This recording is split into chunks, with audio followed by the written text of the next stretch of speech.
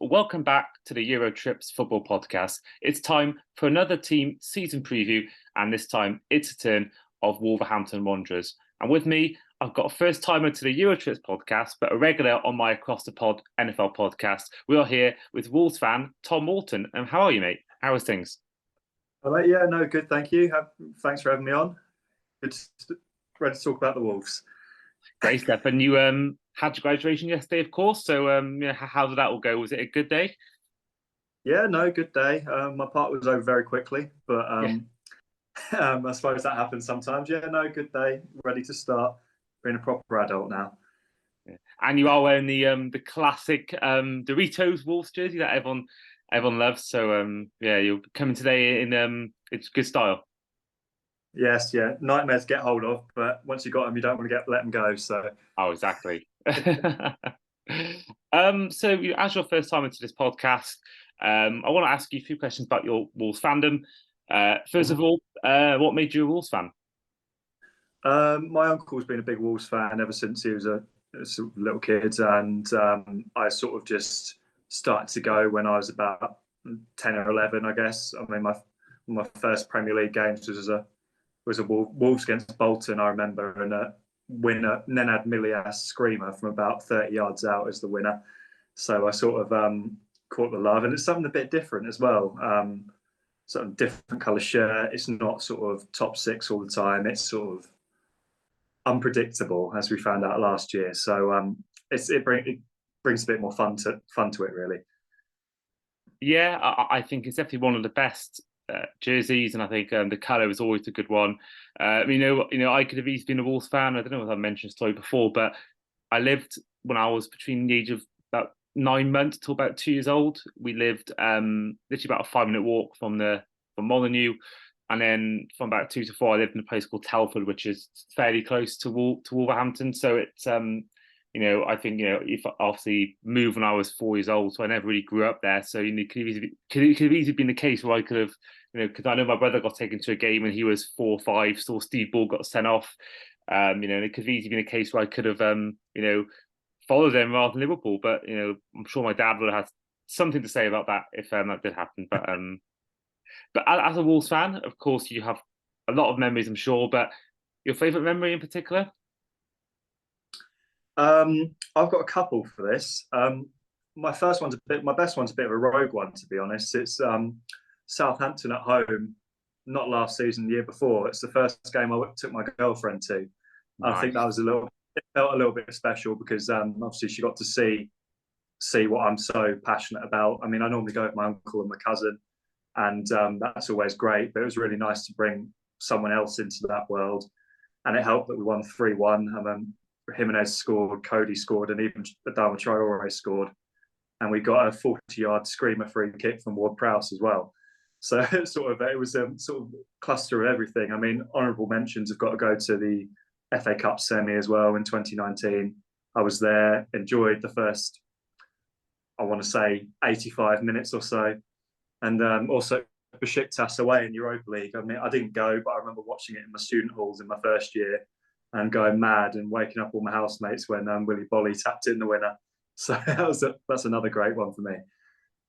Oh, fantastic. I mean, I remember that game in particular, the Watford one.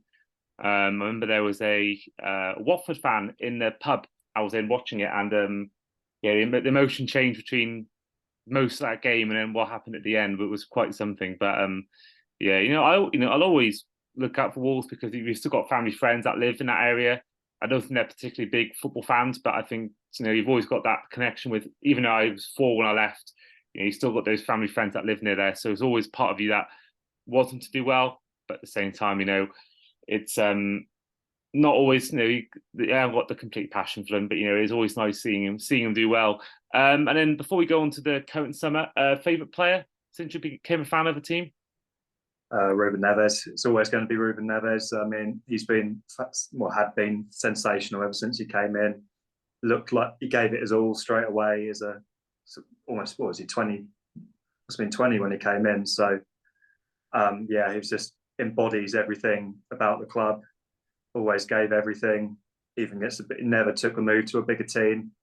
I mean, obviously he hasn't now, but he's helped us out a lot. And again, honourable mentions need to go to Connor Cody. I think one of the best captains we've had in the last 30, 40 years. And big fan of Kevin Doyle as well from the previous Premier League. So didn't want to go. Well, I didn't want to seem like a fair weather fan and go with successful players. I've got to get more relegation battlers in there as well. Evan Dorr, yeah, I remember him very well. He was he at Reading as well at one point? Yeah, signed from Reading with Stephen Hunt at the same time, I believe.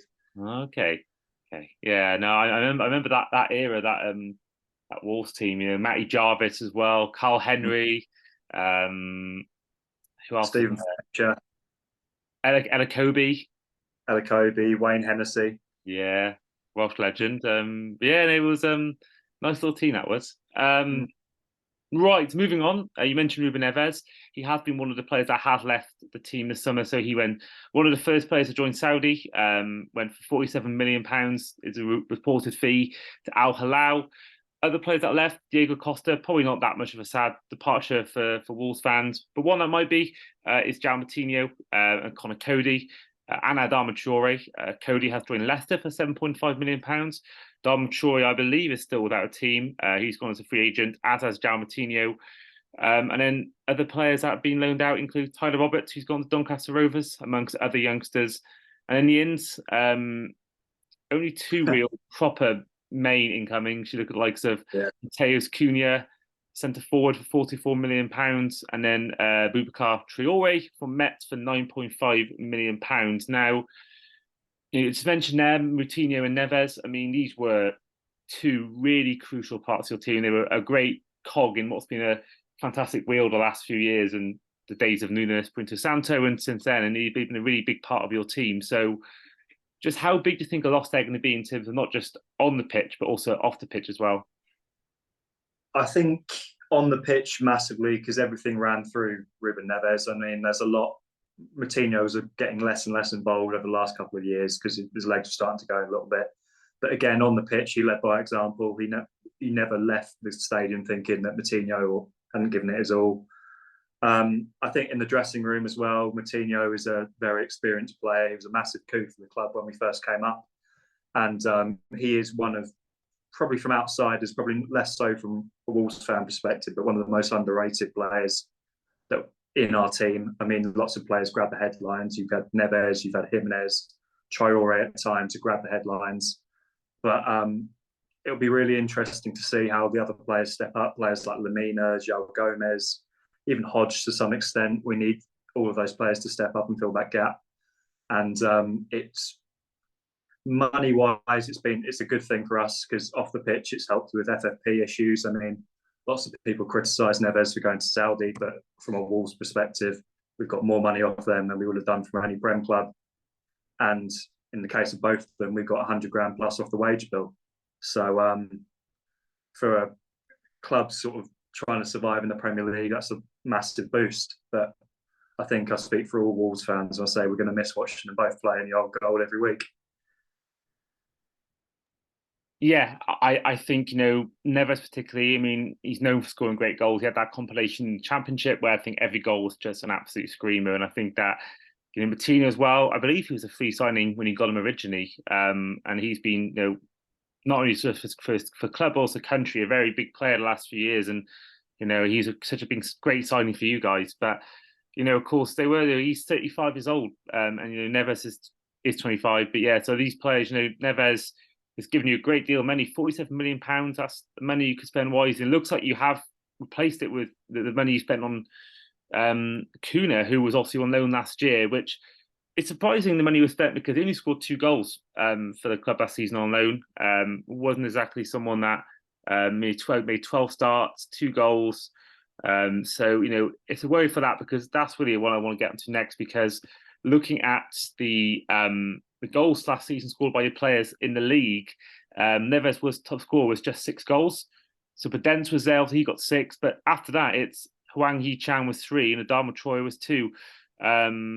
So it's the goals obviously were struggled last year. And obviously the only guy you brought in really striker wise is a guy that's already been there on loan who didn't exactly, light the world up during his loan spell. Just how much is a worry that for you to going into next season? The fact that his name's completely passed by the manager. What's his name? Lopetegui. That's one. Yeah, yeah. So he's come in. Obviously, saw him improve. We were obviously in the relegation battle a bit for a while before he came in under your previous manager in oh my god, what's his name? Large. Yeah, Bruno Lage. That's it. My mind's completely going today. But obviously under Lage, he didn't get the goals, and looks like he has much improved. So with that all going around, how much of a worry is that for you going into the season? Lack of goals that you've had last season. It's been a big worry for the last few years, to be honest. I think we haven't replaced the goals that we lost when we sold Diogo Jota. I don't think any of us actually realised how big of a sale that would be. I think we thought we'd be all right with Adama, and Adama hasn't actually kicked on from that year. We haven't recovered from losing Jimenez for that injury, and he hasn't recovered either. It's quite sad to see for someone who was so prolific for us, and we hope if he's staying this year, then he can actually get back something of what he was, because he looks a shell of himself at the moment. I think goals wise, we've got Fabio Silva coming back on from loan. If we keep hold of him, I think he'll be a key player for us this year. I'd like to see him be given a chance, just for the sake of he's been scoring goals for fun in Europe, and he's whenever I've seen him play, his movements always look good. This is no one's looking for him to ball. Again, with Sasa coming back off injury, we've only seen about 25 minutes of him before he was out for the season. So you've got to hope there's 5-6 goals in there. Other players have got to start contributing from every areas of the pitch. Neto's got to stay fit and start scoring goals. Hwang's got to score more goals. Can't think. I think Podence is possibly on his way out the door, so he may not get the chance to score any more goals. If we can bring Adama back, then that would be ideal, because he can hopefully Lopetegui can improve him again. But we need to get active in the transfer window. I know we've seen players like Doherty's probably not far away from coming back. Hopefully he can bring back some of the skills that he had with us before. And I've seen something today about Aaron Cresswell coming in from West Ham as well. I think been linked with every player under the sun, but we can't actually afford any of them. And I've heard Alex Scott from Bristol City as well. We've had 2 bids rejected from him for him. So hopefully there's a whole load of players. Hopefully someone can step up. I mean, Costa was good for the meme, but he didn't actually contribute much in terms on the pitch. I know Cunha certainly scored 2. I think we triggered the fee to sign him after about 2 games.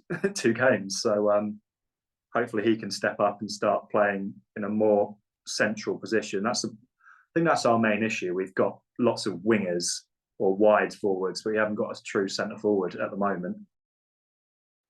It's a shame with Costa, isn't it? Because he's a guy with such a big name, but I want to say he had the same amount of red card. He's got 1 goal and 1 red card or something. So I think he had wasn't great, was he? Really, and that red card he got was so stupid as well. The red card he got completely unnecessary. But it's headbutt. Yeah, that's right. Yeah, headbutt. Yeah, I think it was off the ball incident. Really, I don't think he was that provoked. I don't think, but I think we all know what he's like. But he doesn't. You know. Say that again. Sorry, I think the connection was bad then. I said he doesn't need to be provoked. He'll just do anything, won't he? Yeah, so. Yeah.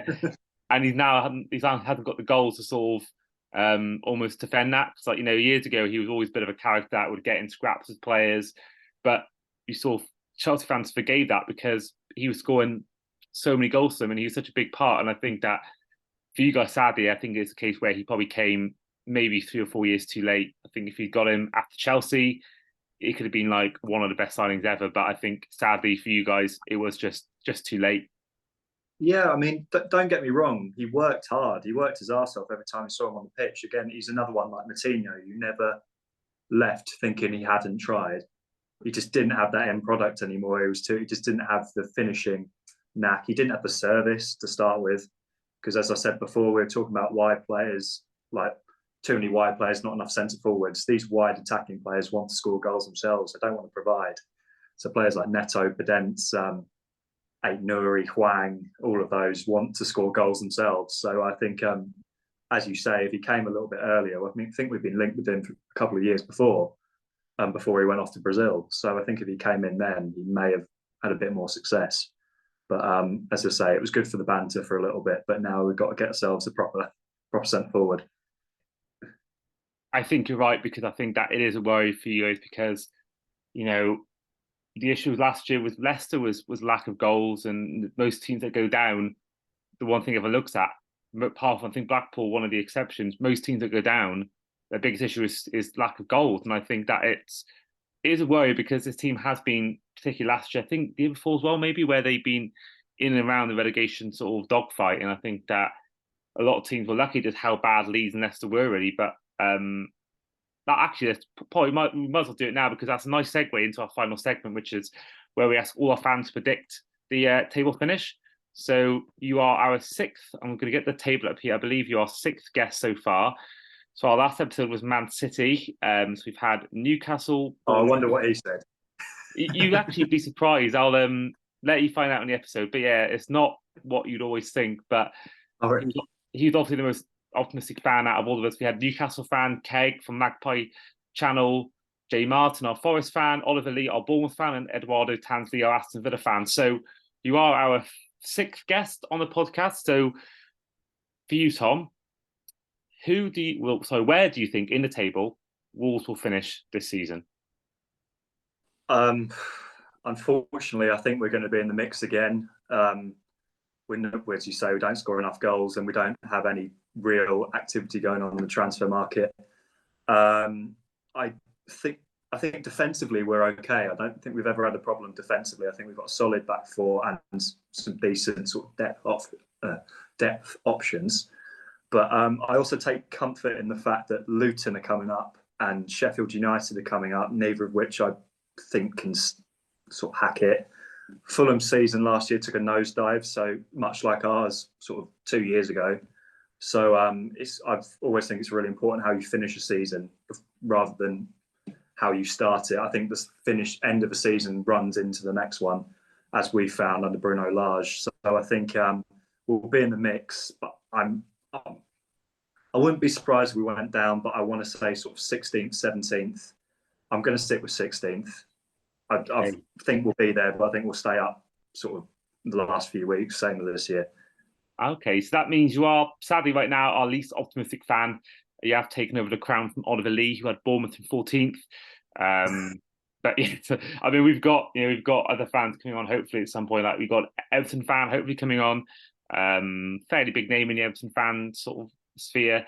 But yeah, I'm sure he might have him in a similar position. So you may not have the crown for too much longer, but yeah, no, we'll see. But of course, this podcast is being released around about early August. So right now we're recording on July 19th. So any transfers that have gone on since, like Doherty, I've just read up since you mentioned it, he's having a medical today. So when this podcast is released, it probably will be, already confirmed. There's other players that might come in since we'll leave. So if you are wondering, well, you mentioned Doherty about to come in, that's why. And obviously there may be other transfers that come in that may make you think differently about where you think they'll finish. But in the meantime, 16th. But obviously, in terms of Lopetegui, obviously he had a bad name for himself after what happened with the Spain job and the Real Madrid stuff. But his track record is, he's won the Europa League in 2019-20 season. He's had a good time previously. If you exclude Spain and Real Madrid, it's for him. I think that. Do you think that if you're going to stay up, it's down to him more than the players, or are you thinking otherwise? I think he's already done his job. I think he's come in, he's kept us up. He's a world-class manager. He's a fantastic manager. But no manager's going to do anything if the board don't back him. I think amongst Wolves fans, we've noticed the board starting to become less and less ambitious from sort of European heights to sort of just trying to keep the club economically viable. To me, if we go down, it's not his fault at all. I think he knows the way we want to play. We started to instill that a little bit more, but he needs players. He needs sort of support. Every other, I mean, you mentioned Real Madrid. He's been at Sevilla. He's been at Porto. They're all massive clubs. He's won a Europa League, beating us along the way. So all of those clubs are clubs that can back him. As you think of, it's like Emery at Villa. Emery's been back to the hills, isn't he? And Villa have qualified for Europe and will probably go on to win Conference League next year. But we need something like that. Lopetegui is a similar class of manager. He just needs help to get us back. Hopefully, sort of knocking on the door of Europe again soon. Yeah, I agree. And I think that I actually do think Luton Town might surprise people a bit like Huddersfield when they first came up. I think that might be the first time in the Premier League that might, for the first year, give the players that sort of drive. Both not being it more than 2 years, but I think obviously we are doing a predictions episode at some point after this episode's done. So I think teams like Sheffield United, I think I'll give the spoiler now. I think they will go down, but I think apart from that, it's very wide open. I think there's a lot of teams you can look at, and even Mitrovic if he goes to Saudi, I think Fulham could be involved in that as well. So it's going to be interesting. But for yourself, hopefully it doesn't end in relegation. Maybe you'll just survive it. I hope not, but at least the tickets will be cheaper in the Championship, so that's fine. And probably easier to get as well. Well, yeah, there is that, to be fair. So we will end it there. So first of all, Tom, thank you for coming on for our Wolves season preview. No worries. Thanks very much for having me, and up the Wolves. Yep. And for those who don't listen to my NFL podcast, who aren't aware of yourself or your work, how can we find you on social media? I'm mostly active on Instagram, to be honest. I tend to stay away from Twitter. It's Tom_Morton_OO. If you're at all interested, don't you worry, I won't be offended if you're not. So. But if you are interested, give them a follow. But in the meantime, this has been a Eurotrip podcast. I've been Andy, this has been Tom, and we will see you guys next time. England 4, Germany 1, Michael Owen is number 1.